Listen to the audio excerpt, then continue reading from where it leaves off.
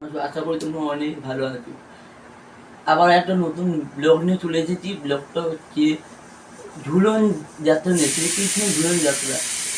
আগামী 30শে শ্রাবণ শ্রীকৃষ্ণ ঝুলন যাত্রা শুরু হচ্ছে বৃহস্পতিবার, আর সন্ধ্যে 6টা 14 মিনিটে রয়েছে। এটা পঞ্জিকার থেকে আপনাদের দেখে বলছি। আর এবং ভিডিওটা কেউ স্কিপ করবেন না, কারণ স্কিপ করলে আমি এতক্ষণ যা যা বলবো বা শুনবেন, আপনারা স্কিপ করলে এই ভিডিও আমি কোনো কথা বুঝবেন না। এতক্ষণ ধরে যা যা বললাম, তাহলে ভিডিওটা দেখুন।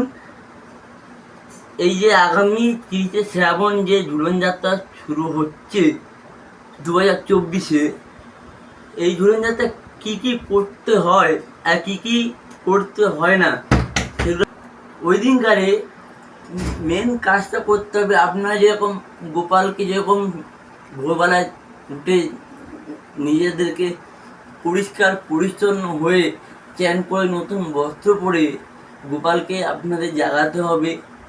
জাগিয়ে ওকে জাগিয়ে তাকে মুখ মুখ মুখ ধোয়াতে হবে, চ্যান করাতে হবে। যেগুলো করণীয় সেগুলো অবশ্যই করবেন। এবং দুপুরবেলা যেরকম আপনারা গোপালকে ভোগ সেবা দেন, নিবেদন করেন, সেইগুলো করবেন। আর সন্ধে 6টা 14 মিনিটে ঝুলন যাত্রা শুরু হচ্ছে। এই ঝুলন যাত্রায় কী কী করতে হয় সেগুলো আপনাদের অবশ্যই বলবো। সন্ধ্যে 6টা 14 মিনিটে সেই দিন বৃহস্পতিবার, ওই দিন কেউ মাংস ডিম কোনো খাবেন না। কারণ আমিও তো একটা শ্রীকৃষ্ণর ভক্ত। যারা কৃষ্ণ মন্ত্রে দীক্ষিত তারা অনেকে খায়, আবার অনেকে খায় না, কিন্তু আমি খাই না। কারণ আমি হচ্ছি শ্রীকৃষ্ণ ভক্ত ঠিকই, কিন্তু আমি বৃন্দাবনবাসী। আমি বৃন্দাবন থেকে ঘুরে এসেছি, ওখানে আমার গুরুদেব রয়েছে, ঠিক আছে। ওখানে নিয়ম হচ্ছে ওখানে কেউ নিরামিষ, সব নিরামিষ ভোজন। ওই দিনকারে মাছ মাংস ডিম চলবেই না। ওইটা মাছ মাংস ডিমটা খেলে কী হয়, ওইটা শ্রীকৃষ্ণ একটা মানে আমরা যে তার জন্য এত কিছু করছি, পুজো দিচ্ছি, করতে হবে। এই কারণে আপনাদেরকে অবশ্যই বলবো এগুলো করবেন না। আর সেদিনকারে শ্রীকৃষ্ণকে সুন্দরভাবে সাজাতে হবে।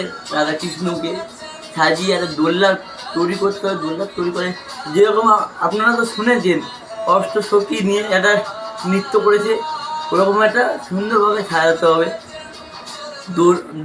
দোলনার উপরে শ্রী রাধাকৃষ্ণকে রেখে চারিদিক থেকে গাছপালা সুন্দরভাবে একটা পজিশান রেখে কত একটা এমন সুন্দর সাজানো, তার দেখতে ভালো লাগবে ঝুলন যাত্রা। তাই বন্ধুরা, ঝুলন যাত্রায় কী কী করণীয় সব আপনাদের বললাম। যদি ভিডিওটা যদি অবশ্যই ভালো লাগে তাই লাইক কমেন্ট অ্যান্ড শেয়ার করবেন।